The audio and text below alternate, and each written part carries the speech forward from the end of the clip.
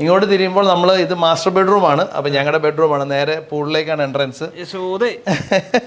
ഒരു ചെറിയ പോർട്ടബിൾ തുളസിത്തറ.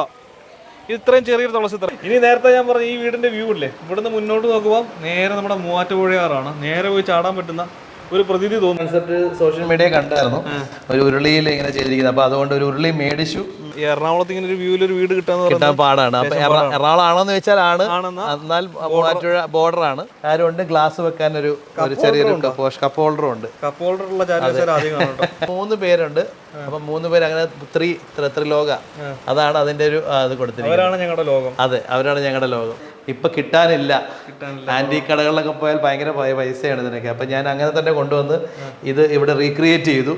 ഇത് ആത്തൻകുടി ടൈൽസ് ആണ്. ഇത് ഈ ടൈൽസ് ആത്തൻകുടിയാണ്. എന്താ രസം അറിയാം, ഏത് മഴയത്തും വെയിലത്തും നല്ല കാലാവസ്ഥയൊക്കെയുള്ള സമയത്ത് കുറച്ച് ക്രിയേറ്റിവിറ്റി ഉള്ളവർക്കൊക്കെ എന്തെങ്കിലുമൊക്കെ ചെയ്യാം.